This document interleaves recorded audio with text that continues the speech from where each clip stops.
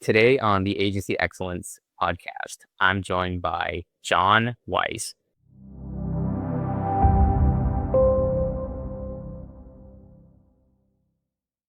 founder and CEO of Human.Design, a Boulder, Colorado creative agency that is built to move the human race. John, welcome to the show. Thanks for having Of course, thanks for coming on. So, jumping straight into things, what has been the number one growth lever that has allowed you to scale your agency and achieve the success that you've had? There have been two levers at two different times. So early on, the biggest lever was word of mouth and relationships paired up with us expanding our offering. So we started as a product experience company, then we moved into brand, and then we moved into film, and then we moved into marketing. And we did that through acquisition of smaller firms than ourselves. So 2 to 3 person studios.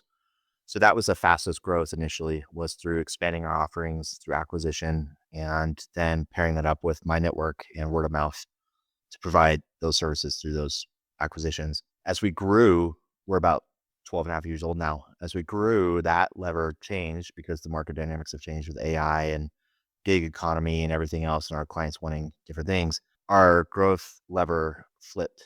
So instead of growing through scaling our own agency and adding services, we did the opposite. We scaled down our services. We went more to our core competency, which is the genesis of the agency, which is design, brand, and product, and scaling back down to that. Because as the market constricted and as AI got more proliferated, we needed to narrow down and be really good at just our core competency. So once we did that, helped us scale up again. And you almost had the same effect on our clientele. So as we scaled through acquisition, the work scaled with that. As the market constricted, we constricted our service offerings to match the market. Then we scaled revenue and projects back up through that. Very interesting. It's fascinating how those go hand in hand. Yeah. Yeah. Cool. And it's interesting because maybe they went hand in hand by default, just because the way that we ran the business, and maybe we could have made some different decisions to not have those things go hand in hand. But yeah, it was pretty interesting to see once the market constricted that it was more important for us to not hold on to this full service offering and instead move into a very nimble, very focused offering because the market just buys different. So Did that require you having to let team members go, or were you able to yes, maintain? Yeah. yeah, which was really unfortunate, and it was not intended. We we scaled back when we scaled back the service offerings, especially with film production. That was not a intent of ours from the jump. But once things started moving, it's harder to keep, 8-person team of filmmakers, editors, post-production on staff. So that was an unfortunate result, is that we did kind of scale that out. Now we still offer those services for our clients, but we're very open that we have partners that do that now. So we still manage the creative and the strategy and the vision, and we shepherd all that through, but we use our partners to execute on that. So that was an unfortunate part of it. Yeah. Sometimes there has to be fallen soldiers on the way. Yeah. Yeah. Part of business. Yeah. I'm curious, John, what is the vision? What does the agency look like at the next level? Yeah. So right now, my vision doesn't really go past probably 24 months because the market changes so fast. But really, the vision is to double down on our mission, which is to move the human race. And that's pretty audacious and you don't even really know how to grab a hold of that, because what does move the human race look like from a creative agency? That was the intent when I started it nearly 13 years ago. I was at Christopher Porter Brodesky here in Boulder, left, founded Human with the idea that we could make products and experiences that up-level the human condition and the human experience. And as a result, the outcome would be us moving the human race. As you grow, you start to take on any clients. You have a client mix that, as long as they're not unethical or bad people doing bad things, you take on a mix of clients. Some are overtly moving the human race, like the United Nations or Vulcan Productions that we worked with, or the work that we did with Leo DiCaprio's production company for the Ivory Game. Then you have other clients that are just selling widgets, and they're moving the human race by providing jobs and healthcare and an environment for human beings to come work and do good work. So that was our original mission. And when you ask about what's the vision for the agency, I really want to get back to that sort of vision of how do we work back to an outcome of helping our clients move their businesses forward, and do that in a very fast manner, because speed is the number one currency right now. And as a result, they can move the human race by providing more jobs, providing better environments. So That's our mission, is to really focus on doing that. And what that vision does is it makes us decide on what we're saying yes or no to. And we're not saying yes to only, overtly moving the human race projects, but we're saying yes to projects that we believe we can actually move their business forward and that we can actually own our name, human. So behind every business problem is a human problem. And if we have a client that comes to us and they believe the same thing, that, hey, our business needs to accomplish X, sell more things, grow our audience, become more relevant, become more resonant, whatever that goal is, if they share the same belief that behind that goal is a human need and a human business problem, then we're the agency for them. If they don't believe in that and they just need something like a production studio to create graphics and pump stuff out, which is okay, then we're not going to be the agency for them. So the vision is continue to kind of hone in on what we say yes to. How can we ultimately move the human race through that, move our businesses forward? Got it. I love that. And I also love the perspective that just because they don't have a philanthropic component or something Oh, that's like yes. really focused on, some sort of social impact, that you're finding ways that people are also supporting a human race Yeah. by growing the economy and helping make and improve people's lives, but also focus on Hmm. their team and employees. That's really cool. I'm curious. So given that you're being a little selective, how do you think about acquisition, and what are some of the channels that have continued to work well for you? The channels work the best for us is word of mouth and referral and relationship. So, and just putting out good work. So, good work begets more good work.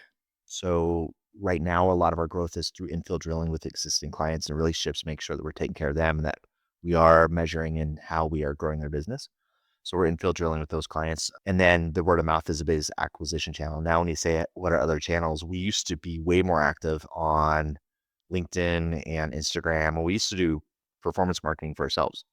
So at Mm. one point, we were spending roughly between $60 to $70,000 a month on performance marketing for human, and it was paying dividends because you're closing $300,000 to $400,000 a month on the back end on business. So do the math. You're looking at 230 to 240 that you're clearing an agency fee, and then as long as you keep margin on that. But again, once the market turned and we wanted to really own our vision, then we turned down that channel. One, it's expensive. Two, it's just crowded. And the pay to play, you're trying to pay as much as you can to get noticed. And so we've kind of not intentionally, but mothballed some of those channels a little bit. We need to get back to those.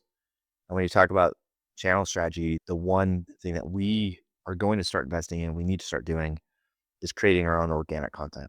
And it's a really hot topic right now, where you see that organic search and organic content is going to win the day.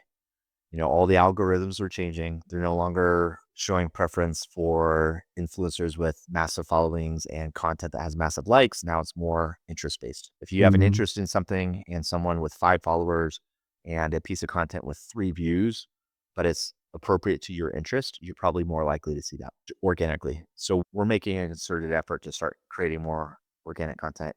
It's not out in the world yet, but if you see this podcast in 2026, you should be able to go to our YouTube channel and see a lot more organic content. But I think that's going to be the channel. Cool. Maybe this podcast could be part of it. Yes, sir. That's right. This is the beginning. Thank you. Oh, awesome. I love it. Yeah. Yeah. So, John, I love that you've created a referral engine inside of your business that speaks a lot about your work and, the ability to serve your clients. For other agency owners that are listening, is there any advice or any tips you can give them to create a referral engine that is continuously driving business for them? Yeah. So the two referral engines, one would be what we call infill drilling with existing clients, and then one is just outbound. Is that question more about outbound? I think both, right? I think for someone that's maybe, having a level of success that you are, they need to start thinking about both. Yeah. Okay. I'll start with internal. So once you land a client, love the ones you're with. The number one thing you do, if you have to choose between infill drilling versus outbound, I would always say prioritize infill drilling. Love the ones you're with. You've already invested a lot of time, money, resources, energy, effort to land the client. You're a known commodity. They trust you. You know their business. They've invested in you. You now know their business. You should know how to move their business forward. So start there. Really build rapport, build a relation, and do it. It's really easy to say relationships matter, but it's that notion that clients will come for the work. They'll buy the strategy, and they will stay for the relationships. If they're staying for the relationships, then invest in it. So we have a team that we call strategy directors. They're not account people. Account people of old, where it's glad handling and making sure that I'm the person you can call if you're stressed out or if you need me. That worked back then, but now it doesn't work. Now we have strategy directors where they are interested in thinking about your business on the daily. When I wake up, how do I move my client X forward? So how am I listening to the news cycle? How am I paying attention to culture? How am I aware of what their stakeholders and their priorities are so I can match up a strategy to present back to them? So I'm not selling them something that they might buy once, but they don't truly need it. I'm actually recommending something that will be institutionalized within their business and move their business forward. So strategically, I'm now thinking about that. So when we say invest in relationships, have the people with the skill set on your team that have the ability to do that and that are paying attention and are having those conversations with their clients, proactively reaching out, being on offense and letting your clients know that we care about you enough to be proactive and kind of operating as though you're an employee. One thing I always tell my clients is once we get in the mix with you collectively, whenever I say we, I am acting as though I am your partner in the business. We co-own it. Every dollar we spend is my money and we have to see overt results. So relationships, number one, matter. Two, with infill drilling, have discrete product offerings that they could buy and that you can measure. You can only value things that you can measure. If you're selling something that you cannot measure, then how do you ascertain the value of that thing? So performance marketing, the easiest thing to measure, right? Return on ad spend, you spent $1, you made $4. You can measure that. That's the ticket to the game, table stakes, performance marketing, you measure it. But if you're providing other services like brand or consulting, find ways to measure that. So as an example, we have a model called PACE, position, audience, connection, execution. So every quarter we do a PACE benchmark. How do you score out of a 0 to 5 on each of those letters? We give you a score. And then we determine what activities should we do for the next quarter to increase the score that will have the most exponential out. Every month, we then do another PACE benchmark. How are we doing on that score? So if we needed to increase our positioning score because our competition has depositioned us, and now we know that because they're creating better content, more content, they're connect to their audience better, and we've lost an emotional connection with our audience, then that's where we need to focus. And now we can measure something that has historically been invisible. So focus on the relationship, number one, build discrete offerings that you can measure because you can only value if you can measure it. And then just pair those two things up for infill drilling. For outbound, it's kind of the same thing. Whatever that product offering is that's discrete and easy to measure, just sell that because you don't want to be having conversations where you're pivoting per conversation and saying, hey, we really want to get to know you. Chris, I want to know what you need so I can create a solution for you. To me, that feels like I need to listen to you so I can sell you something and I can pivot real time versus as an agency, know what your core competency is, know what your conviction and your constitution is, and just sell that. Just have a conversation about that and just walk through it with your customers. It's like Chris Voss from Never Split the Difference, which I had an employee once, Ryan, if you're listening to this, Ryan is a avid opponent to Chris Voss. He despises that book and he feels like it's just not great. I probably shouldn't say that in case Chris Voss ever listens to this. Maybe we could add this out later. But I like that book a lot. And he has this great quote where he says, the most interesting people are interested. So once you have that product offering and you have a conversation, it should be easy. All you're doing is you're listening, you're identifying human needs, human problems in their business, how your solution solves that. And then you just authentically have a conversation. Here's how we might do this for you. So that's how I'd probably do infield versus outbound. Gold. So much gold there. Thank you for sharing. I'm curious, John, you guys are a creative agency. Technology AI is moving so fast. You've already mentioned how Mhm. you've had to adapt and you've had to adjust based off of that. What do you think that's doing for the future of the creative agency industry as a whole? And then how are you guys Yeah. leveraging it? I think for the creative industry as a whole, it's doing something that I would equate similar to what Squarespace did back in the day. It's democratizing really good design. Squarespace was brilliant. Let's hire 4 to 5 of the top designers in New York City. Let's have them take all of the design systems and all of the patterns online and let's have them design the most beautiful templates for websites. And it's easy because design is just a set of rules. And once you know the set of rules for that medium, hero image, sandboxes, navigation that sticks, you know, parallax scrolling. Once you know those, you can design a set of standards and then put it out in the world. And Squarespace did a phenomenal job of that. What is the result? The result is homogenization of the web. And it made our job at the time harder because now we're designing beautifully designed custom sites for clients. And because they're playing by the same set of design rules, and because Squarespace did such a great job, we had clients at the time saying this, candidly, a couple of clients like, this feels like a Squarespace site. We're paying for a custom design, and we'd have to tell them this is a custom design. It does feel like a Squarespace site because the rules, full bleed image with the ambient video, and so what that did is it forced creatives to find the wedge play. And it forced us to have the conversation around the set of rules within design. We all know that. That's now been democratized.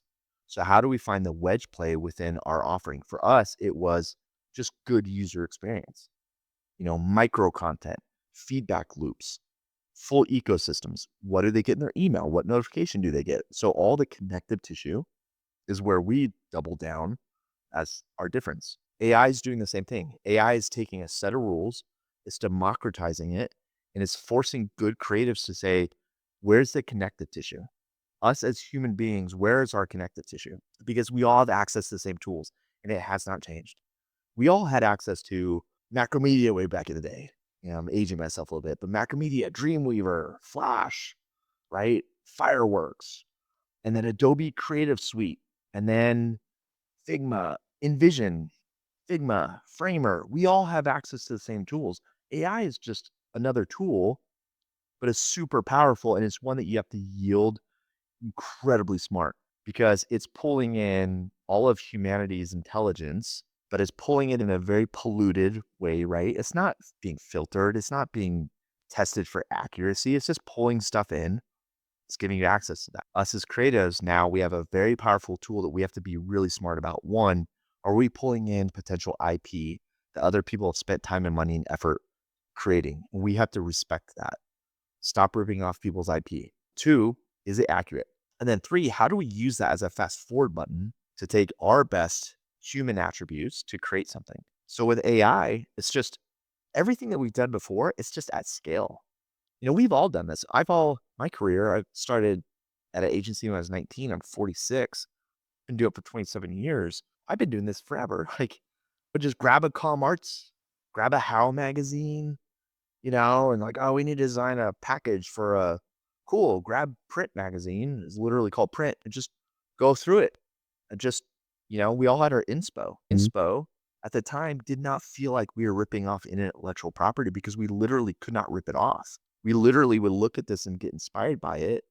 Look at this, we'd amalgam that into our creative, and then we pump it out, and we would know we have to make it different enough to where it is our own. With AI, because you're moving so fast and you are amalgamating the inspo in the very environment in which you are creating, right?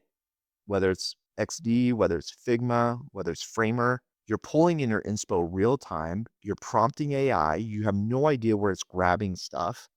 And then it's throwing it up in the very medium in which you're creating. I'm okay with all of those steps up to that very point. What we have to be careful as creatives is then we have to do the due diligence of what is it pulling in? Who might own that? And we have to do a little bit of research and then we have to make it our own. You have to make it your own because otherwise quit and get out of the field because now you're just stealing. And you're seeing this, right? You're seeing this on YouTube. These poor creators that are like this one creator, I can't remember his name, but he's been animating this cartoon for like 12 years, put all his blood, sweat, tears into it. Maybe not blood. Hey, but And yeah, maybe blood. But he's saying AI is killing my viewership because it's a kid's cartoon. And all these people are writing AI scripts to go grab all of his videos and scrub it and then kick out scripts that are very similar and kick out characters that are very similar and then recreate it and then post it back on YouTube. So two things are happening. One, his content's being stolen. Two, his content's being buried. So he's being buried by the very content that's being ripped off because it's being thrown back into the YouTube channel and it's pushing his content down. And I fear with AI that analog could kind of be pushed across, right? Like we're grabbing, we're stealing, we're pumping junk out, and it's pushing the good stuff down. So I think as creatives, you have to be very mindful of how you use AI, but you have to use it. I mean, I think you have to use some, for me, it's just it's ChatGPT. And I know I go to LinkedIn and everybody's like, you're using ChatGPT wrong if you're using like a search engine. And you're an idiot if you're not. And I'm like, I don't need to use it other than prompting a little bit of ideas, a little bit of research. Maybe I'll write some copy. I'll throw up GPT and be like, rewrite this, make it more rebellious. Gives me 10 options, amalgam. But I think that's the biggest thing with AI. And you have to figure out what your position on it is so you can articulate it to your clients. And more importantly, so that you can implement a process within your agency of how everybody uses it so that it doesn't get away from you and you don't have a designer on your team create or present an identity that you're like, this is amazing. The client's going to love it. And then 3 weeks later, you find out that it was just AI that ripped off two different things and it's not even original. So I think we just have to be very thoughtful of how we move forward with it. Yeah, that makes a ton of sense. Just being conscious about how and where, and just make sure that, at the end of the day, you're creating something that's original. I can appreciate that.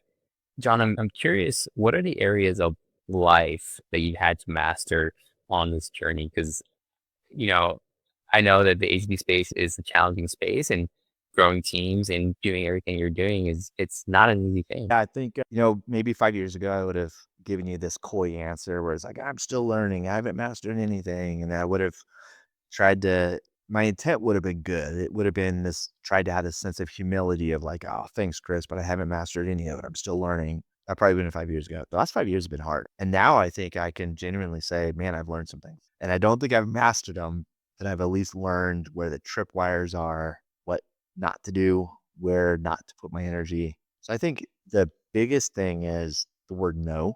It's like Miles Davis, masterful jazz musician. His music is more influenced by the notes that he chooses not to play than the notes that he chooses to play. Steve Jobs said, we're more proud of the things that we say no to than the things that we say yes to.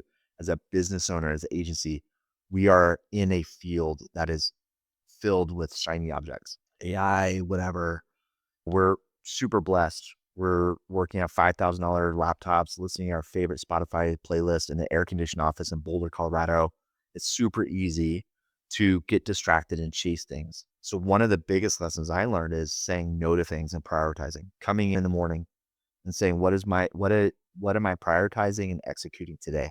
And sometimes it's one big thing. It's one hard conversation, or it's closing a piece of business, or it's an RFP that we need to respond to. But I'm not going to fill it up with a bunch of different things. So it's just extreme focus is one thing that I believe I've gotten a lot better at. And then the other thing is patience. And Gary Vaynerchuk, I like his stuff. I know some people are like, I've met him. He flew out to Boulder. He met with our agency.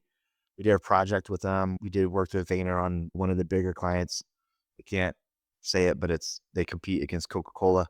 And I really like him. Like I was really impressed with him. He seems very genuine. I love to work with him. And he talks a lot about holding patience, like being super driven and being patient at the same time and holding that tension. And that's one thing that I believe agency owners have to master is that sometimes we are trying to move super fast both out of passion and vision, but also out of fear of failure and the fact that if we don't close work, we don't do certain things, our business is going to close our doors. So we're trying to move as fast as we can. One thing I've tried to master is just patience. Coming in and not feeling like I have to do everything today, but what's my priority today? What am I saying no to? What am I focusing on? What's my team need from me? And the last third thing would be delegation. And true delegation, not like, hey, I need you to do this, but let's jump on a Zoom or come in my office and I'll show you how I want you to do it. That's not delegating. That's just dictating and having someone be your literal hands to do the thing. Delegating is literally the objective is this, the outcome is this, I need it by this deadline. Take a crack at it. Well, how do you want me to do it? Well, I don't, as long as it's not unethical or immoral, I don't care how you get there, but I need this outcome and I need it by this time. That's true delegation, not dictation. Those would be the three things: saying no, prioritizing, which is part of saying no, and then delegating. Yes, that was the same thing. Thank you. Patience, Yeah. huge. Yeah.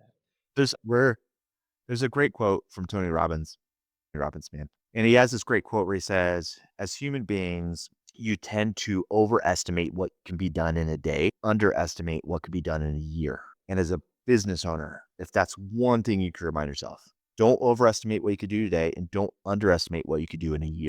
So much gold today. Getting ready to wrap up here.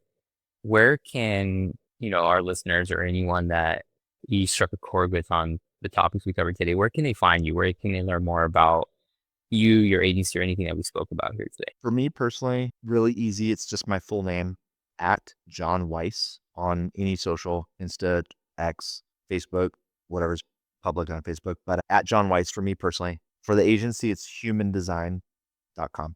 So human.design.com. And then, yeah, I'd love to meet new people. So if anybody wants to reach out, and then email's easy, John with an H at human.design.com. We'll link those in the show notes here for everyone. Cool. Thank you so much for coming on today.